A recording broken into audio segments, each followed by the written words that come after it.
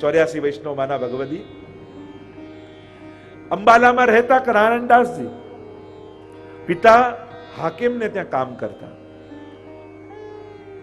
અને આમને કોઈ એવો દુસ્સંગ લાગ્યો નારાયણદાસને, યુવાનો સાથે રોજ ભેગા થાય ને જુગારની એવી લત લાગી ગઈ. નારાયણદાસ રોજ જુગાર રમવા બેસી જાય ને જુગાર રમ્યા વગર એમને ચાલે નહીં. એકવાર 1000 રૂપિયા એ સમયે નારાયણદાસજી હારી ગયા જુગારમાં. હવે આપી શકે તો એમ હતા નહીં, એટલે ભાગીને ઘરે આવી ગયા અને બધાએ ભેગા મળીને પિતાને ફરિયાદ કરી કે આ તમારો દીકરો હારીને ગયો ને તમારે રૂપિયા આપવા પડશે. પિતાએ આપવાની ના પાડી કે તમે આને લઈ જાઓ.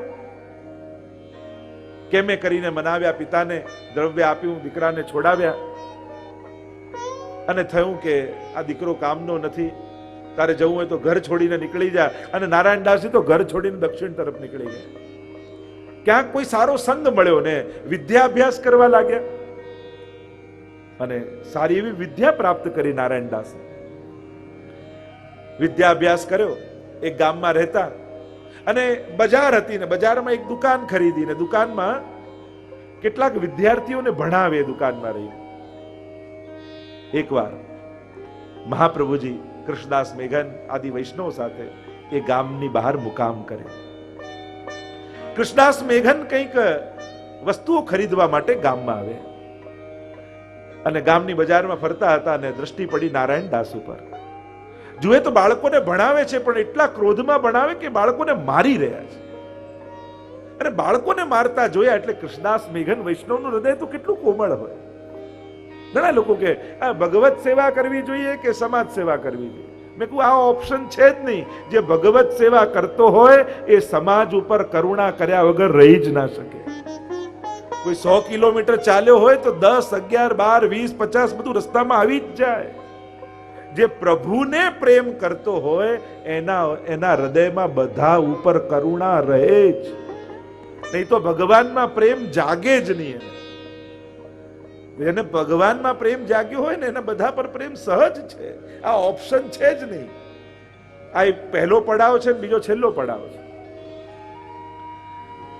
કરુણા જાગી એટલે કહ્યું કે તમે બાળકોને આ રીતે મારો નહીં. નારાયણદાસજી કહે તમે કોણ કહેનારા મને? મારે જેમ કરવું એમ કરીશ.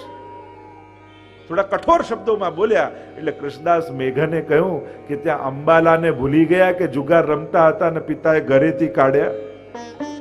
અને પેલાને આશ્ચર્ય થયું કે આ મારા ભૂતકાળને ક્યાંથી જાણે છે? આ કોઈ મોટા ભક્ત લાગે છે. અને કૃષ્ણદાસ મેઘને કહ્યું કે આ ભણાવવાનું તમારું કામ નથી, આ કાર્ય છોડી દો, નહીં તો પછતાવાનો વારો આવશે. લોકો મને મારું કામ કરવા દો, તમે તમારા કામમાં જાઓ. અહીંયા ક્યાં તમે ફરી રહ્યા છો? કે હું તો આચાર્યશ્રી સાથે આવ્યો છું અને સામગ્રી લેવા માટે આવ્યો છું. તો કે તમે તમારું કામ કરો, મને મારું કરવા દો. વાત માન્યા નહીં અને ભણાવવા લાગ્યા. ને ભણાવતા ભણાવતા બાળક ઉપર એટલો ક્રોધ એમને આવી ગયો કે પોતાના હાથમાં કોઈ લાકડી હશે, પાટી હશે, જોરથી બાળકના માથા પર મારી અને પેલો મૂર્છિત થઈને પડી ગયો. હવે એને મૂર્છા આવી એટલે આને બીક લાગી ક્યાંક બાળક મરી ન જાય, અને જો મરી જશે તો મને હત્યા લાગશે ને મારે સૂલી પર ચડવું પડશે. પેલા વૈષ્ણવે મને કહ્યું હતું પણ મેં વાત માની નહીં.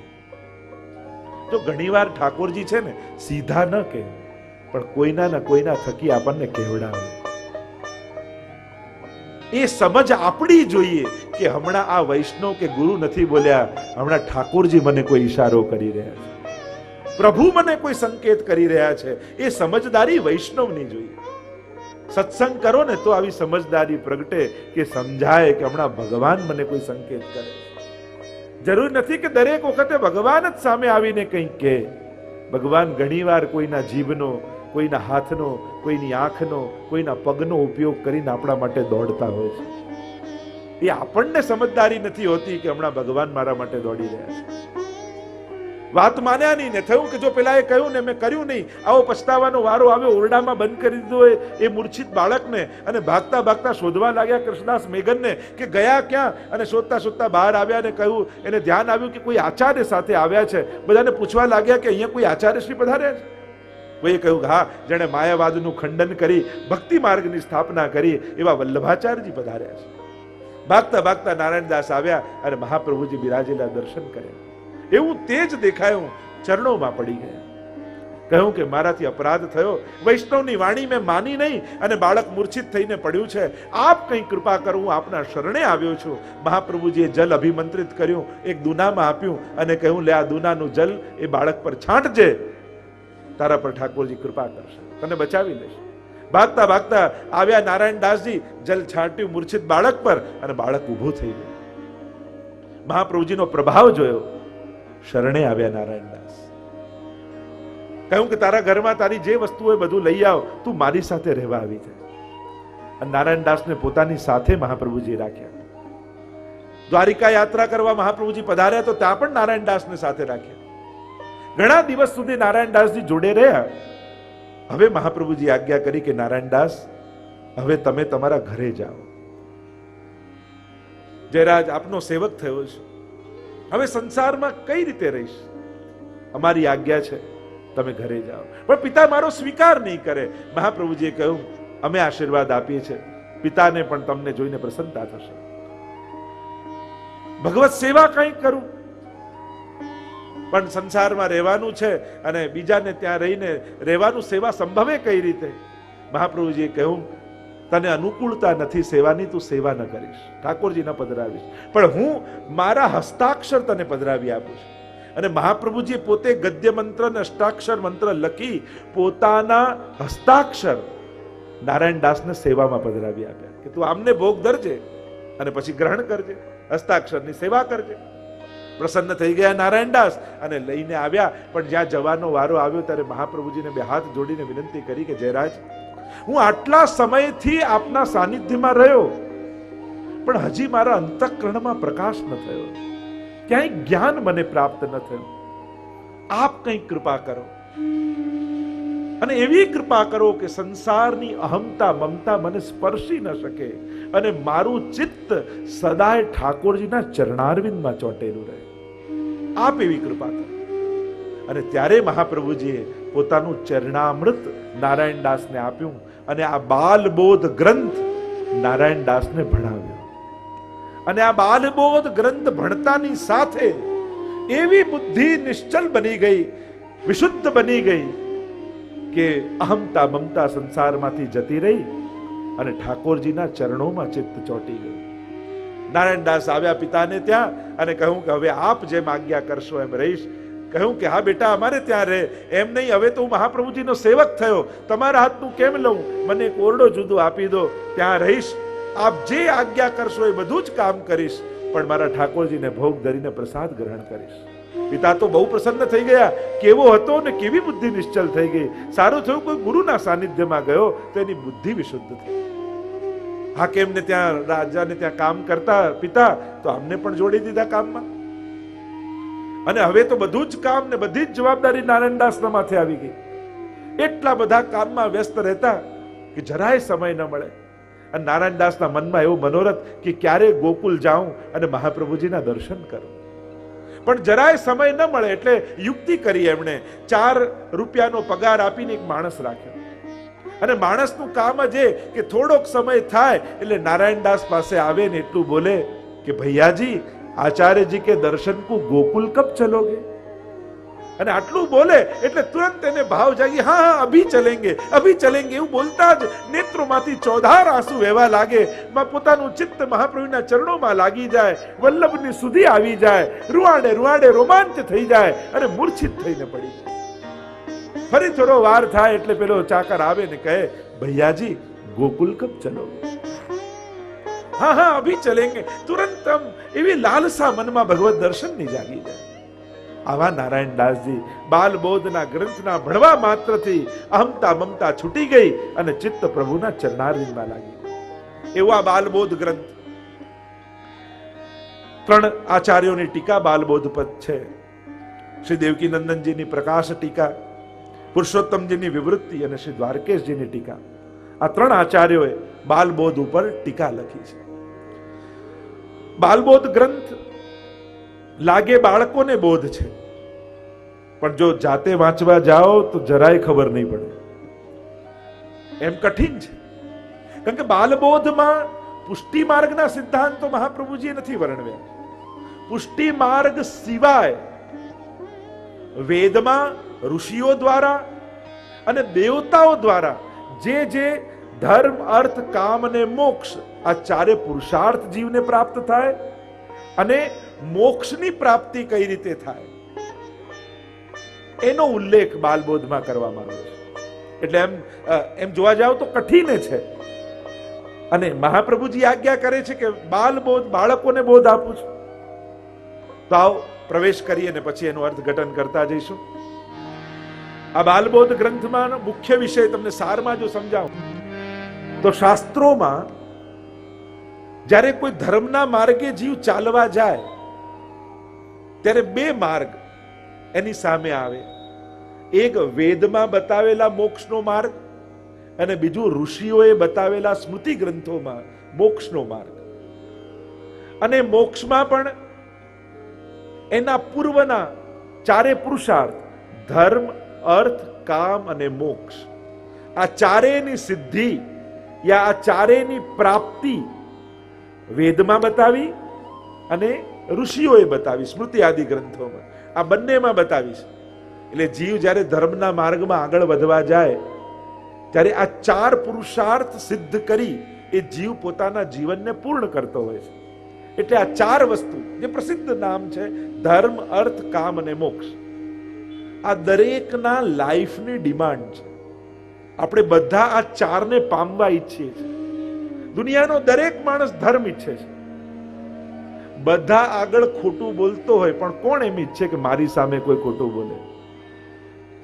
અધાર્મિક વ્યક્તિ પણ પોતાના માટે તો ધર્મ જ ઈચ્છે છે. દુનિયાનો કોઈ પણ માણસ ભગવાનમાં માનતો હોય કે ના માનતો હોય, બધાના ઘરમાં ચોરી કરતો હોય પણ કોઈ એમ ઈચ્છે કે મારા ઘરે ચોરી થાય. બધાને છેતરતો હોય પણ કોઈ એમ ઈચ્છે કે મને કોઈ છેતરે. બધા સામે ક્રોધ કરતો હોય પણ કોઈ એમ ઈચ્છે મારી સામે કોઈ ક્રોધ કરે. ધર્મની જે 10 વસ્તુ મનુસ્મૃતિમાં બતાવવામાં આવી એ દુનિયાનો દરેક માણસ ઈચ્છે છે. દ્યુતિ, ક્ષમા, દમો, સ્તેયમ, શૌચમિન્દ્રિય નિગ્રહ, ધી, વિદ્યા, સત્યમ, ક્રોધો, દશકમ ધર્મ લક્ષણમ. આ 10 વસ્તુ દુનિયાના દરેક માણસને જોઈએ છે. આ ધર્મ પુરુષાર્થ છે, આપણા લાઈફની ડિમાન્ડ છે. ધર્મ કરવાની વસ્તુ નથી. ધર્મ વગર જીવન જ અધૂરું છે, ચાલી જ નથી. બીજો છે અર્થ પુરુષાર્થ. એટલે સુખના બધા સાધનો બધાને જોઈએ છે. બહુ સહજ છે. ચારે પુરુષાર્થ બધાને જોઈએ છે. આપણે કોઈ સંન્યાસીઓ નથી, આપણે સંસારીઓ છે. સંન્યાસીના ધર્મ જુદા હોય અને સંસારીના ધર્મ જુદા હોય.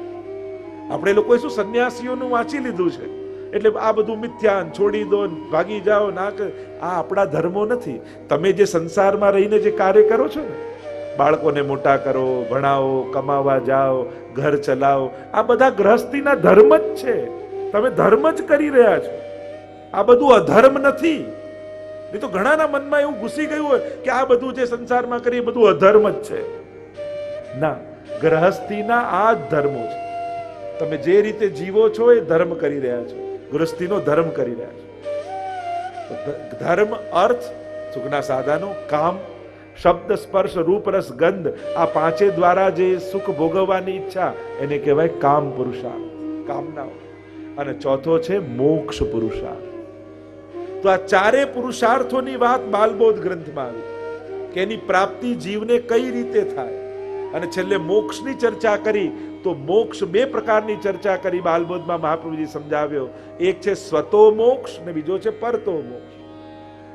સાંખ્ય અને યોગ દ્વારા સ્વતઃ મોક્ષ થાય, એટલે કે કોઈની કૃપા વગર પોતાની જાતનો ઉદ્ધાર કરવો એ સ્વતઃ મોક્ષ કહેવાય.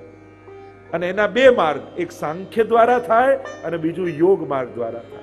બીજો છે પરતઃ મોક્ષ, એટલે કે કોઈની કૃપા દ્વારા મોક્ષની પ્રાપ્તિ કરવી. તો એમાં શિવજીની કૃપા અને વિષ્ણુની કૃપા, આ બંનેની કૃપા દ્વારા બ્રહ્માજી મોક્ષ આપતા નથી એમ મહાપ્રભુજી સમજાવશે. કારણ કે બ્રહ્માજી તો સૃષ્ટિના સર્જક છે અને મોક્ષ એનું વિરોધી કાર્ય થઈ જાય. સર્જનથી વિરુદ્ધ મોક્ષ થાય એટલે પોતાના કાર્યથી વિરોધ કાર્ય બ્રહ્માજી કરતા નથી. શિવજી અને વિષ્ણુ આ 2 દેવો જે પરમાત્માના દેવતા સ્વરૂપ છે એ મોક્ષની દાન કરે છે. અને કોણ કેવા પ્રકારનો મોક્ષ આપે છે એની ચર્ચા આ તમને એક હાઇલાઇટ બતાવી. બાલબોધમાં આ બધી ચર્ચા છે. તો આવો પ્રવેશ કરીએ બાલબોધ ગ્રંથમાં. આપની પાસે બધાને પાસે षोडश ग्रंथની પુસ્તિકા છે. आइए महाप्रभु जी की वाणी में हम अवगाहन करते हैं. नत्वा हरिं सदानंदम सर्व सिद्धांत संग्रहम बाल प्रबोधनार्थाय वदामि सुविनिश्चितम. एक साथ है बता. नत्वा हरिं सदानंदम सर्व सिद्धांत संग्रहम बाल प्रबोधनार्थाय वदामि सुनिश्चितम. હું માનું છું કે અહીંયા બેસેલા 99.99% બાલબોધ ગ્રંથનો આ પહેલો શ્લોક પહેલી વાર વાંચ્યો હશે.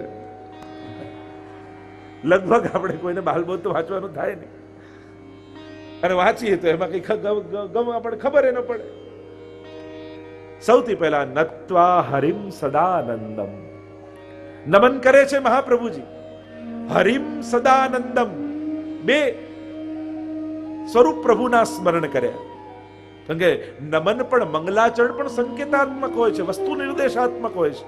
જ્યારે કોઈ શાસ્ત્રોનું મંગલાચરણ હોય ને, આ પહેલું પદ આ શ્લોકનું મંગલાચરણ છે મહાપ્રભુ. અને મંગલાચરણમાં વસ્તુ નિર્દેશ કે જે ગ્રંથ ગાવા જઈ રહ્યા છે એમાં કયો વિષય છે મંગલાચરણ જોઈને ખબર પડી જાય. યમનાષ્ટક એ 16 ગ્રંથનું મંગલાચરણ છે. આ તો આપણી પાસે સમય નથી. બાકીના 15 ગ્રંથોનો સંકેત યમનાષ્ટકમાં મહાપ્રભુજીએ કરેલો છે. મુકુંદ શબ્દથી આ મોક્ષની વાત છે. એક એક કરી આગળ સિદ્ધાંત મુક્તાવલીમાં તો ત્યાં સેવાનો ક્રમ આદિનો આવે, એનો પણ ઉલ્લેખ આવશે. એમ 15 ગ્રંથોનો સાંકેતિક ઉલ્લેખ યમનાષ્ટકમાં છે. એની સમાનતા જોડે ચર્ચા કરી શકાય. તો નત્વા હરિમ સદાનંદમ, હરિ અને સદાનંદ એવા ઠાકોરજીને નમન કર્યા. હરિ કોને કહેવાય? જે દુઃખ હરનારો છે. અને સદાનંદ એટલે શ્રી કૃષ્ણ, જે સદા આનંદ આપનારા છે. તો દુઃખા ભાવમ સુખમ ચેતી પુરુષાર્થ દ્વયમ મતઃ. બે પુરુષાર્થ મહાપ્રભુજી કહ્યા ને, એક છે દુઃખનો અભાવ અને બીજો છે સુખનો અનુભવ. તો ધર્મ, અર્થ, કામ અને મોક્ષ, આ ચારે પુરુષાર્થને મહાપ્રભુજીએ બે વિભાગમાં, બે પુરુષાર્થમાં વાંટ્યા. 2 થી દુઃખનો અભાવ થાય અને 2 થી સુખનો અનુભવ થાય. ધર્મ અને મોક્ષ અને અર્થ અને કામ, આ બંનેનું વર્ગીકરણ કરી શકાય. એટલે નમન કર્યા કોને? હરિમ સદાનંદમ, હરિને અને સદાનંદ એવા ઠાકોરજીને. દુઃખનો અભાવ અને સુખનો અનુભવ એવા હરિને નમન કરીએ છીએ. કેવા છે? સર્વ સિદ્ધાંત સંગ્રહમ. એક વસ્તુ યાદ રાખજો, અહીંયા સ્વ સિદ્ધાંતની વાત નથી મહાપ્રભુજીએ કરી, સર્વ સિદ્ધાંત સંગ્રહ. એટલે કે બાલબોધમાં મહાપ્રભુજીએ પુષ્ટિ માર્ગ સિવાય અન્ય જે માર્ગો છે અને અન્યની ઉપાસનાથી શું શું ફળની પ્રાપ્તિ થાય છે, એનું લિમિટેશન ફળનું શું છે એ બતાવ્યું. અને એ લિમિટેશન ખ્યાલ આવે પછી સમજમાં આવે કે પુષ્ટિ માર્ગ સર્વથી અધિક કેમ માનીએ છીએ, એની શ્રેષ્ઠતા કેમ છે. જો ક્યાં પોતાની અલ્પતા સમજી જાઓ તો ભગવાનથી મહાનતાનો આપમેળે ખ્યાલ આવી જશે.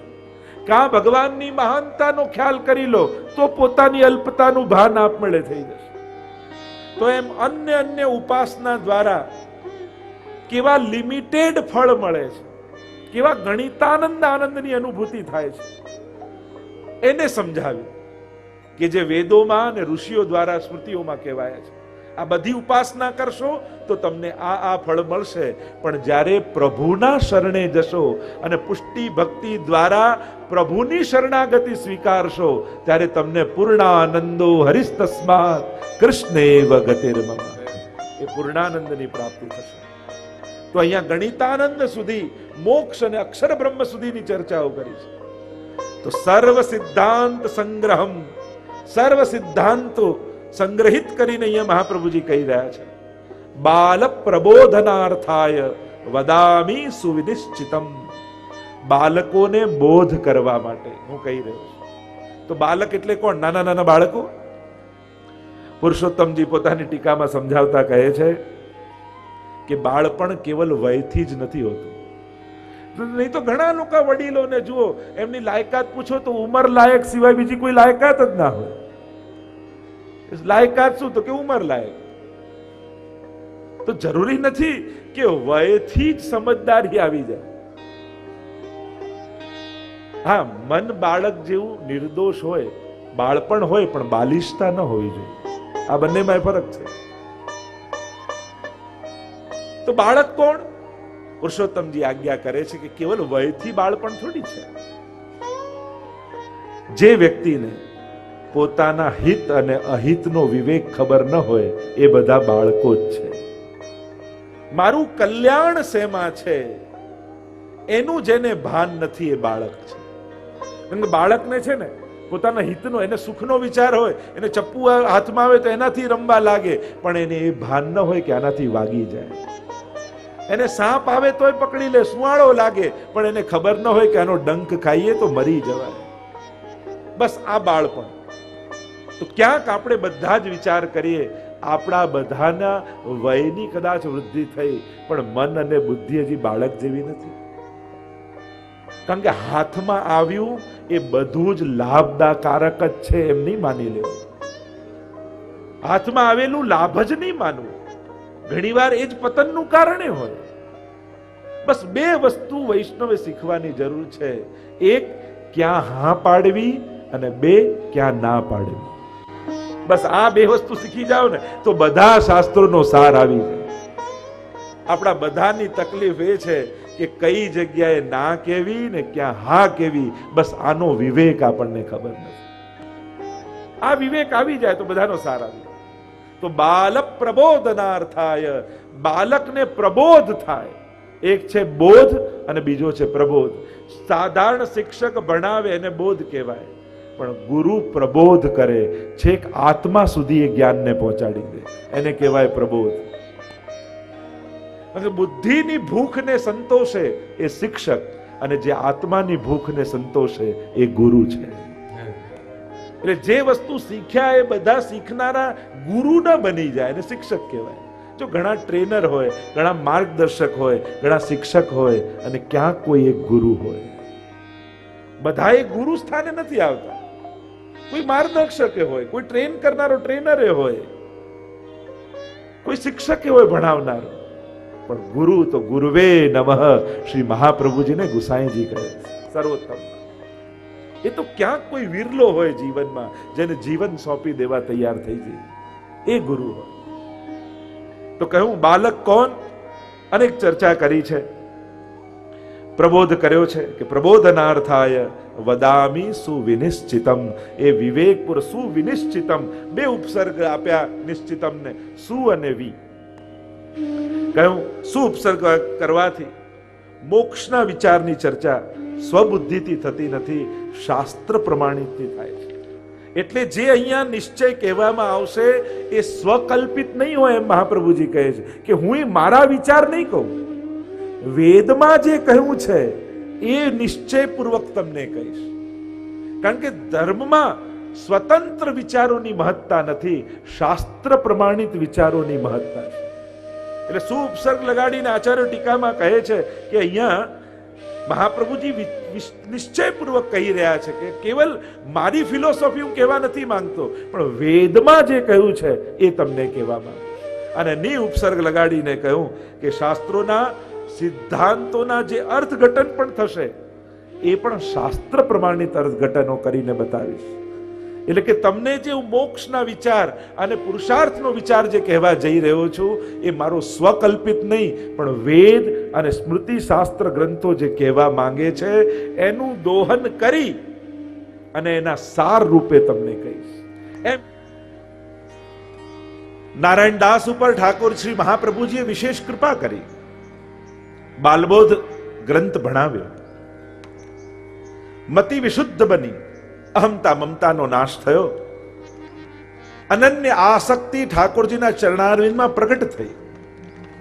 આ બાલબોધ ગ્રંથમાં સંક્ષિપ્ત પરિચય જો આપને આપું, શ્લોકોના દર્શન તો આપણે કરીશું, પણ બાલબોધમાં વેદ અને ઋષિઓએ બતાવેલા ધર્મ, અર્થ, કામ અને મોક્ષ કઈ રીતે પ્રાપ્ત થાય, અને મોક્ષ પણ બે પ્રકારની ચર્ચા કરી, એક સ્વત અને પરત. એક પોતાની જાતે જ પોતાની જાતનો ઉદ્ધાર કરવો, અને બીજું કોઈ દેવની કૃપાથી મોક્ષની પ્રાપ્તિ થાય, એની ચર્ચા કરી. એટલે સૌથી પહેલા મહાપ્રભુજી સમજાવે છે કે પુષ્ટિ માર્ગ સિવાય અન્ય ઉપાસનાઓથી શેની પ્રાપ્તિ થાય એ પહેલા સમજી લો.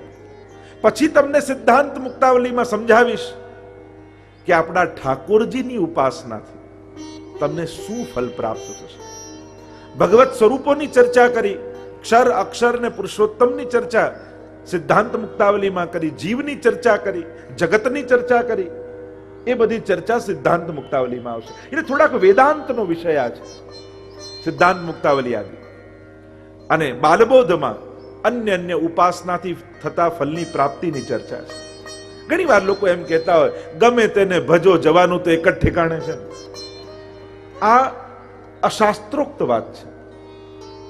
એવું ક્યાં અને કોણે કહ્યું કે ગમે તેને ભજો એટલે એક જ ઠેકાણે જવાનું હોય?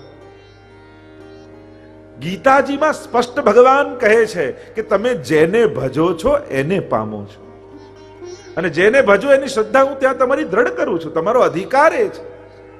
દરેક જીવનો પૂર્ણ પુરુષોત્તમ પરમાત્માને ભજવાનો અધિકાર પણ હોતો નથી. અને એટલા માટે નાના ફલથી આકર્ષાઈ અને લોકો નાની ઉપાસનાઓમાં લાગી જાય છે. એટલે તો ભગવાન કહે યો યામ તનુમ ભક્ત શ્રદ્ધયા રચિતુમ અચ્છતિ તસ્ય તસ્યામ ચલામ શ્રદ્ધામ તામેવ વિદધામ્યહમ. જેને ભજે અને એનો અધિકાર એટલો હોય તો એની શ્રદ્ધા હું ત્યાં દ્રઢ કરી દઉં છું, કારણ કે એનો અધિકાર જ ત્યાંનો છે. દરેકને પુષ્ટિ ભક્તિ સમજમાં ના આવે, એનો અધિકાર જ એ હોય. અને કેટલા પ્રકારની ઉપાસનાઓ જગતમાં છે અને કોઈ ખોટા નથી. આપણે કોઈ ભક્તિ કરતા હોય ને બીજો કોઈ બીજી ભક્તિ કરતો હોય, એનો અર્થ આપણે સાચા ને ખોટો એમ ન થઈ જાય. એ એની રીતે સાચો જ છે એની રીતે સાચો, પણ એની ઉપાસના ઉત્તમ નથી, એની ગતિ ઉત્તમ નથી, એની ફળની પ્રાપ્તિ ઉત્તમ નથી. કહેવાનો અર્થ આ જ, એને ખોટો ન કહી શકાય. એના અધિકાર પ્રમાણે એ બરાબર કરી રહ્યો છે. કોઈની શ્રદ્ધાને કેમ ખોટી કહી શકાય? મહાપ્રભુજી પાસે તો વૈષ્ણવ આવીને પૂછ્યું કે જયરાજ, જ્ઞાન માર્ગ મોટો કે કર્મ માર્ગ મોટો કે ભક્તિ માર્ગ મોટો? ત્યારે મહાપ્રભુજી કે જેની જ્યાં શ્રદ્ધા હોય એના માટે એ માર્ગ મોટો, પણ અમને પૂછો તો અમારા મતે ભક્તિ માર્ગ શ્રેષ્ઠ છે. અને એટલા માટે મહાપ્રભુજી ઇતિ મે મતિ, આ મારી મતિ, આ મારો મત છે એમ કહીને છોડી દે છે. અને એટલા માટે ગીતાજીમાં સ્પષ્ટમાં ભગવાન સમજાવે છે. હમણાં એનો વિસ્તાર ગીતાજીમાં પ્રવેશ નથી કરતો, પણ જેવી ઉપાસના જીવ કરે છે એને પામે છે, અને મને ભજનારો મને પામે છે, એમ સ્પષ્ટ ભગવાનના વચન છે.